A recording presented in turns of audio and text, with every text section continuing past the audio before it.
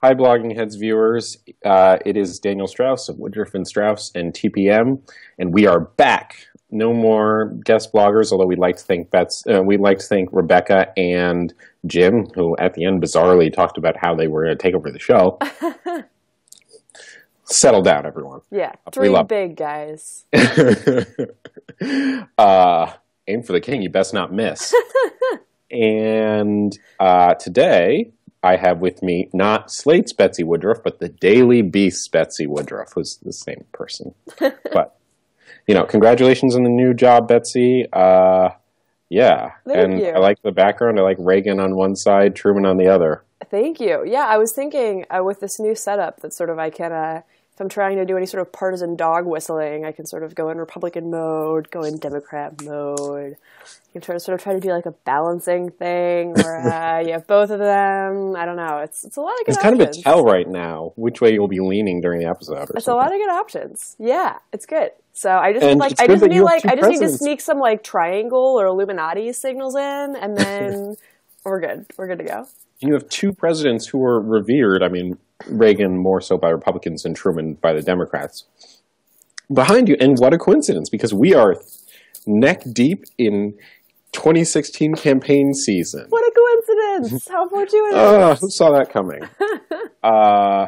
And just this weekend, it finally happened. It's happening. Finally.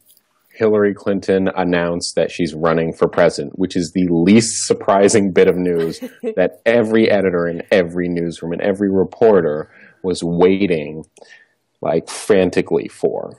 Did you watch the rollout? What did you think of it? In fact, so I'm glad you asked. I am not on the Hillary Clinton beat. Every night before I go to bed, I say a prayer, and I thank the Lord for my family, and for my friends, and for my warm house, and for the fact that I do not have to cover Hillary Clinton this election cycle, because that would be literally the worst thing ever. We have very talented reporters at Daily Beast covering Hillary Clinton. We have her covered. David Friedlander is going to be doing a lot. He's been doing a lot. Very, very good reporter. He's really good. He's good at it. And I don't have to write about her. It's awesome. It's amazing. So during the Hillary Clinton rollout, which was on Sunday, I did a lot of day drinking, and I watched a local spelling bee that was being broadcast on television. And you know what the difference is between fifth graders spelling big words and Hillary Clinton announcing she's running for president? What is the difference between Hillary Clinton? A spelling bee is actually so suspenseful. There's actually an element of surprise, unlike the Clinton rollout, where it's literally the least surprising thing that has ever happened.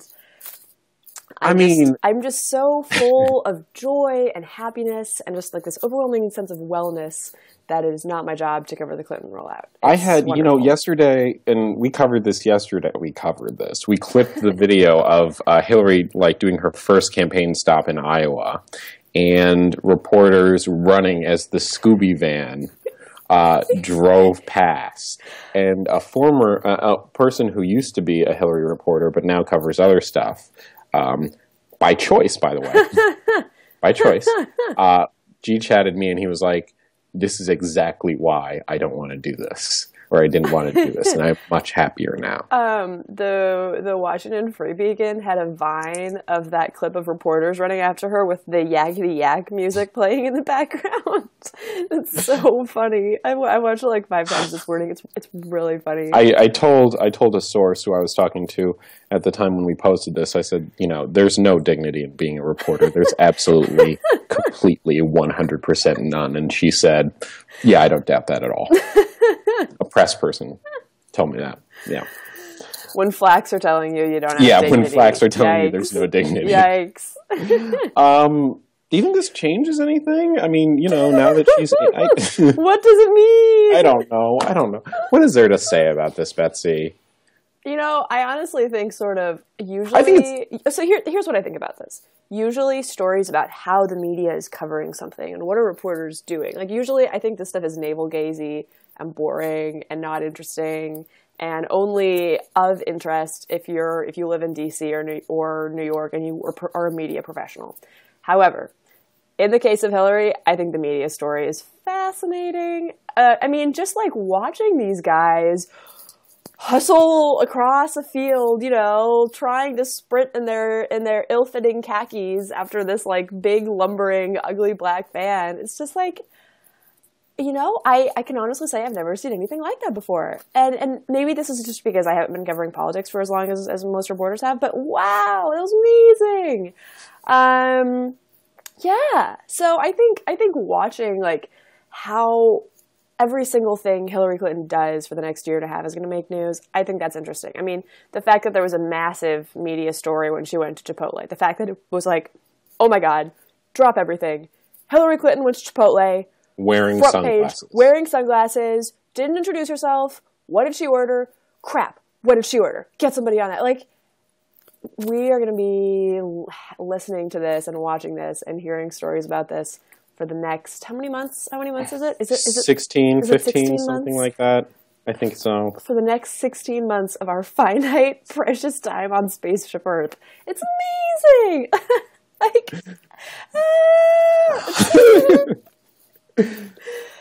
Anyway, I don't even know. That's what my smart take. take is there to have about Hillary Clinton ordering Chipotle and wearing sunglasses? I think that's entirely normal. I think it says more about the people of Iowa that they didn't recognize Hillary. Do you think it's normal to wear sunglasses in Chipotle, though? Yes, I do. Betsy, I do. You know what? Where are you from? You know why? That's not normal. That's bizarre. It's a Midwest thing. You wouldn't know. Oh, wait, you're from the Midwest. I am from the Midwest. I don't wear sunglasses inside. Midwesterners are humans. It's not like we're born in barns. I don't know. Iowa's a very sunny state. I don't know. I don't even think this was in Iowa. I think this is like in Illinois. Look, the best explanation for why she wears sunglasses. Maybe it's in Ohio. It was one of them. I don't know. I haven't read enough of the deeply detailed reporting news stories on Hillary Clinton's Chipotle order. The deep dives. I think the only reason I can't believe we're talking about this. Okay, really quickly. I think the only reason Hillary this is absurd. My hot take. I think the only reason Hillary Clinton would have worn sunglasses in a Chipotle is because she didn't want to be recognized, which is totally understandable because apparently when people recognize Hillary Clinton, they totally lose it. And how do you not recognize? But I don't understand how you don't recognize her when there's like secrets. This is a good question. Actually, this is a good question. We're not going to indulge anymore in this. Finish your thought. We're going to get on to substantive politics. Okay. Okay. So here's my last quick thought on Hillary Clinton, and this is actually a good segue to our next point. Is that between Slate and Daily Beast, I went out to Arizona to visit some friends of mine, and one of them is a teacher at a charter school out there, and she has a 5th grade class. And I talked to her 5th graders for a little bit about journalism and politics and the First Amendment and America, my job. And what I found out from interfacing with these Arizona 5th graders from a very scientific straw poll is they knew who Hillary Clinton was. They knew who Jeb Bush was. They did not know who Scott Walker was. And they thought Ted Cruz was related to Tom Cruise. So, of the Arizona 5th graders, Hillary's in pretty good shape. I wish he was. Speaking of Ted Cruz. It's a fair question. It's a fair question. It is a fair question. Things have to be answered. It is not the dumbest question that's been asked. It's true. It's not. It's not. I mean, political reporting is not that hard. You're a smart, ambitious 5th grader with an appetite for news.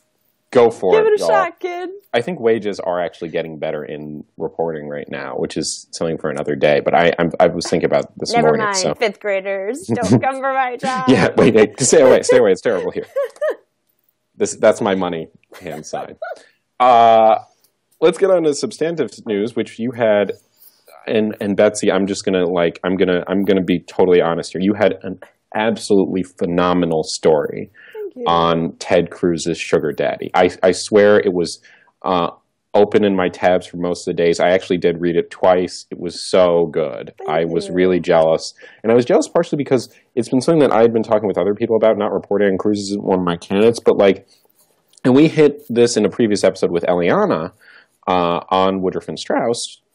The big question with Cruz was, where is his money going to come from? You found it. You found the guy. You explained who it was. Can you talk about that a little bit? This guy from Renaissance Tech? Totally. Yeah. So Cruz, typically political presidential candidates have one super PAC.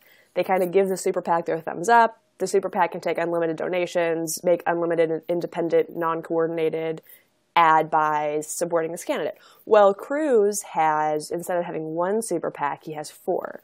They're called Keep the Promise 1, Keep the Promise 2, Keep the Promise 3, which is totally weird. So when that news broke on I guess it was Wednesday morning, we were all kind of sitting around the office scratching our heads like, why would he have these 4 identical super PACs? And then Eliana reported that each super PAC was tied to a different billionaire family, and that one billionaire family running one of those super PACs was Robert Mercer. So we thought, who's Robert Mercer? So called some campaign attorneys, did some Googling, sifted through stuff, and what we found is that Robert Mercer is, he's very reclusive, which we say reclusive, like if you have a lot of money, you have a responsibility to have a TV show. He's not a super public figure. He's not a celebrity. You would not recognize him if you saw him walking down the street. I found one video of him giving a speech, and it was winning like a Lifetime Achievement Award for computer linguistics, and most of the speech was totally incomprehensible. Like, it was like tech stuff that I did not understand at all. But what's interesting about Robert Mercer is that he's the CEO, I believe, or co-founder, co-CEO of a hedge fund called Renaissance Technologies. And I'm not a finance person, so this is all me just re-reporting and sourcing other people's reporting on the finance side of it. But his hedge fund had found sort of a legal loophole so that they could pay the lower long-term tax rates for trades that essentially, for all practical purposes, were really short-term. And again, the tax law there is complicated. We explain it in the piece a little bit and link to other pieces where if you're interested in wonking out about it, you can. But sort of the big picture is, between the year 2001 and 2013, Renaissance Technologies, the hedge fund, paid $6 billion less in taxes than it theoretically should have. And the reason we know this is because the Senate Permanent Subcommittee for Investigations did a pretty significant high-profile investigation of this hedge fund last summer. And the hedge fund drew just like scathing bipartisan scrutiny. Carl Levin, the now retired senator from Michigan, chaired the committee. John McCain was on the committee. Someone once told me it's the SEAL Team 6 of investigative bodies. Okay, yeah. In Congress. Yeah. Okay, cool. That's good to know. It's serious, right? It's not a partisan organization. It was not a partisan investigation. And McCain just excoriated these guys for the way that they'd found to kind of get around this. So what we just kind of looked at is, who is Robert Mercer? What are some things he's said in the past? What are organizations he's supported? And then, one reason this is interesting is because Cruz has made a pretty big deal out of going after, the term is crony capitalism, basically collusion between federal regulators and big businesses to get big businesses carve-outs in the tax codes and legal loopholes and stuff, which is, I think most people agree, it's a pretty major problem. I think there's bipartisan consensus that this kind of collusion is bad and it shouldn't happen. But of course, the reason a lot of these policies don't change is that everyone is against big government collusion when it's when it's companies that aren't donating to them, right? Republicans are really upset about it when it's companies that donate to Democrats. Democrats are really upset about it when it's companies that donate to Republicans. What a coincidence. I don't know why. I don't know why that's what beats me.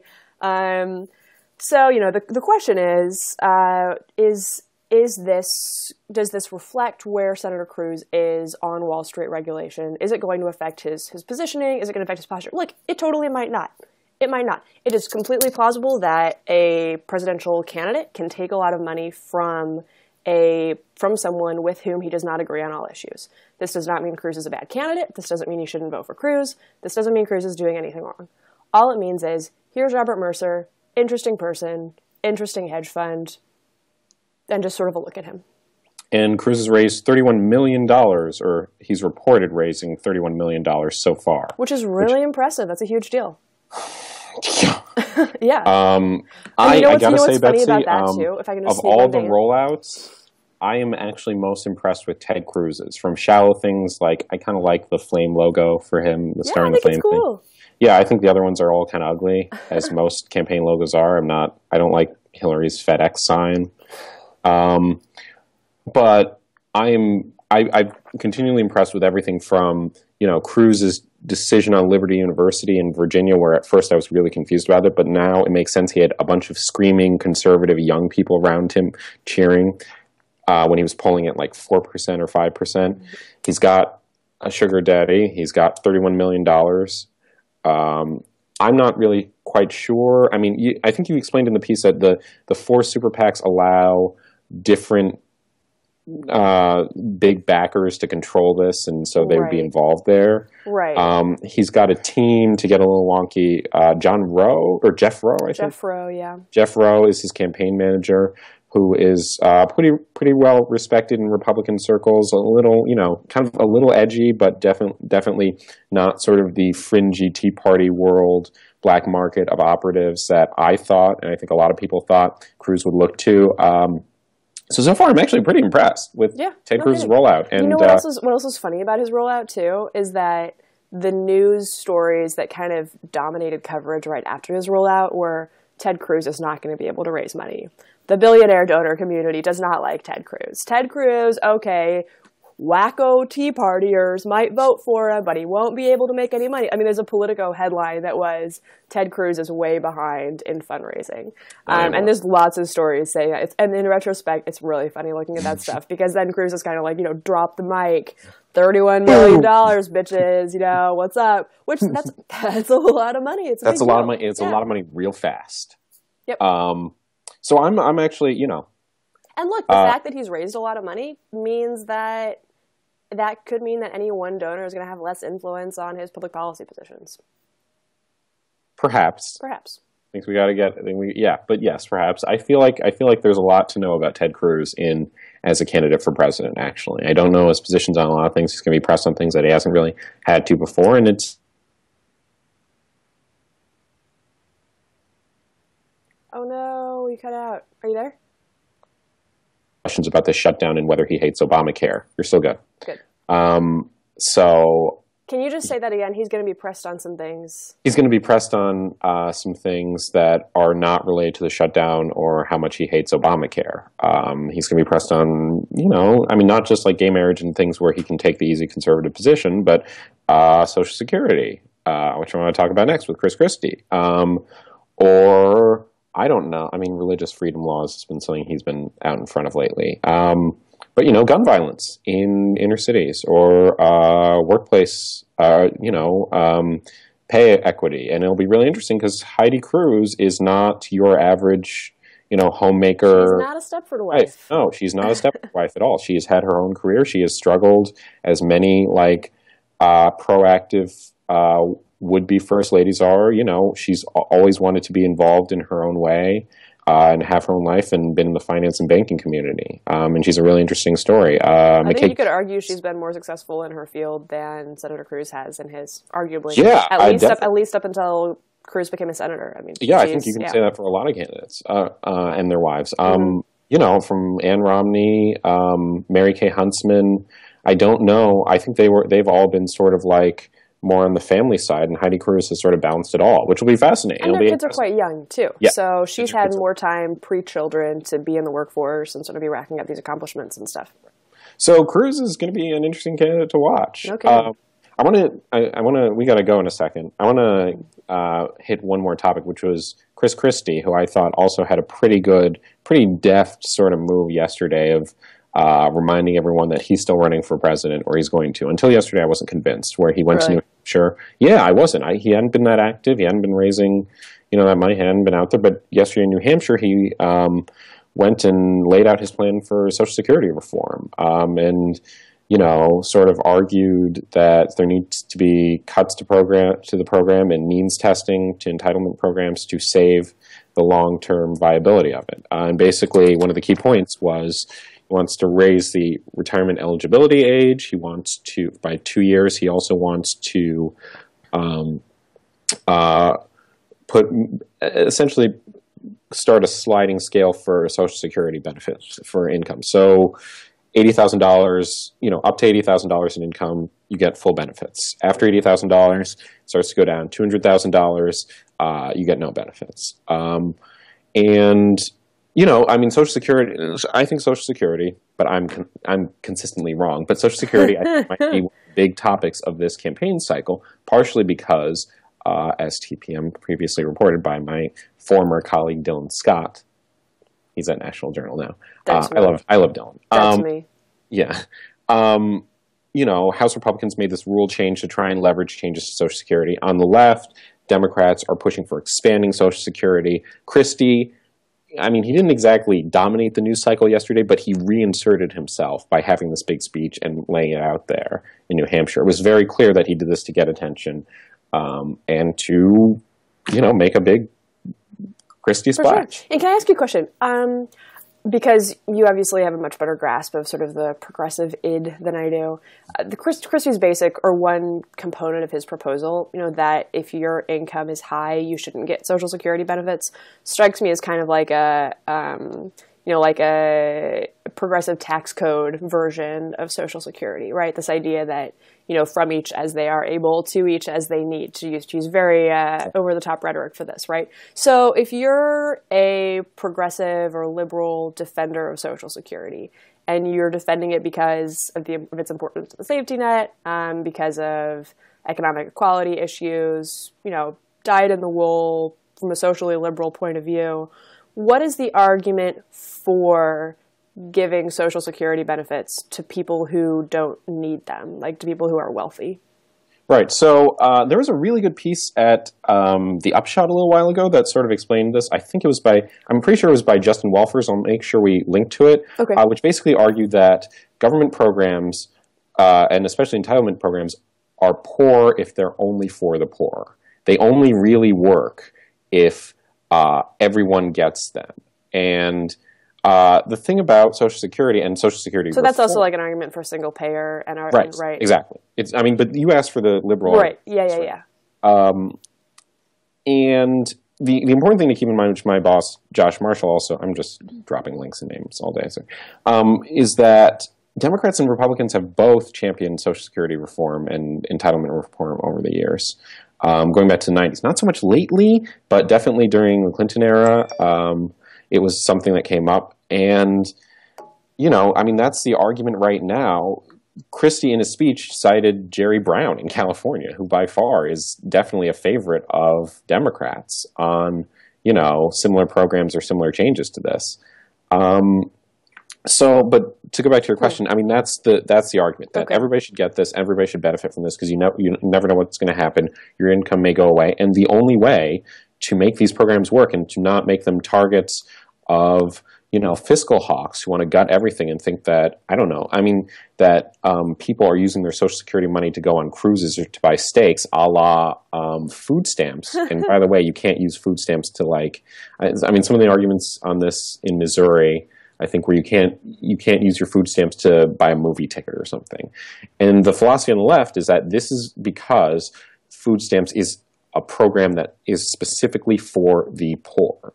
It is not for everyone. And that's why it's being demonized by fiscal hawks like that. So the idea would be guaranteed minimum income then? Would that be a preferable way of approaching entitlements from the left? I think they instead of food stamps, does that mean food stamps for everyone? No, I think food stamps and Social Security are two different programs. That is true. So correct. Right. Just seeing if you were all the way awake this morning, Daniel. I don't know. I'm just curious, what the parallel would be in the food stamp program to right. I don't Social think Security. There is a parallel. Yeah. I don't think there is a direct ancillary. I feel like the ancillary would be like a guaranteed minimum income. Right. Yeah, and that's never going to happen. Never. Okay, I can promise you that.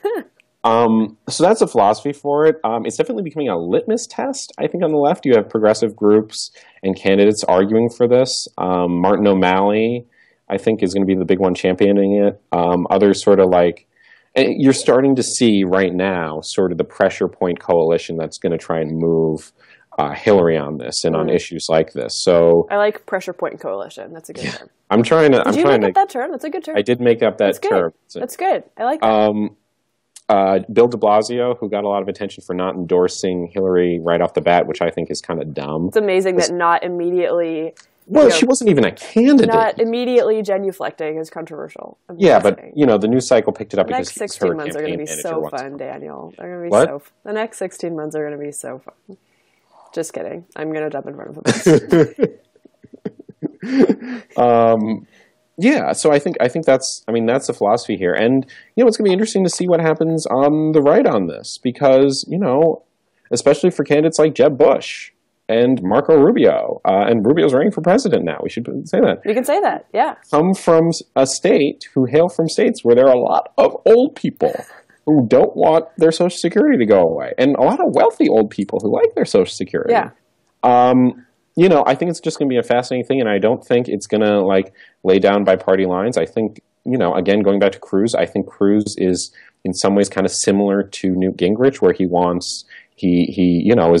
is more than happy to get the spotlight when he makes pronouncements, but he's smarter about this. Yeah. So he's not going to say dopey stuff he's not going to say dopey things, and I think Cruz also needs another sort of bipartisan point. His big claim to fame is working with Kirsten Gillibrand on sexual assault bill, which is great and really smart, I think. But he'll need more of those claims to be. You know what else is interesting about him is he's also been working on the criminal justice reform stuff too. Yeah. Rand Paul's gotten a lot more attention for it, but Cruz has been involved pretty much from day one. Because Cruz has some libertarian-ish instincts, not on foreign policy, but on constitutional issues. And I think, this is something I should probably write about. I think people underestimate the extent to which his background as a constitutional lawyer impacts his approach to public policy making. Yeah. And I think the criminal justice stuff, he hasn't been as, as shouty from the rooftops about it as Rand Paul has, but he's been an influential Republican working on it. So, look, good policy should be good politics, right? I pray to God, Betsy, and we got to close out now, but I pray to God that this election cycle is not as bad as we think it's going to be. Because I don't know if you remember this, but in 2012, I talked to a lot of campaign reporters who were like, "This is an unusually bad, terrible one," and now they're like, "This one is going to be worse." Granted, reporters generally are not the most cheerful folks around, but anyway, But but we're going to be doing this, through the 2016 cycle. Buckle up. So, that's it. Well, Betsy, congratulations on your new job. Please stop writing such brilliant pieces because they make me feel bad. Because, really, and bravo again on this thing because I thought it was a really well done piece. Thank you. I think we're hanging out this weekend, Friday. We're cooking or something. Maybe something like that. Yeah. All hanging out. Having a social life, who knows? All right. Well, I will talk to you later. Sounds good. All right. Bye. Bye. All right.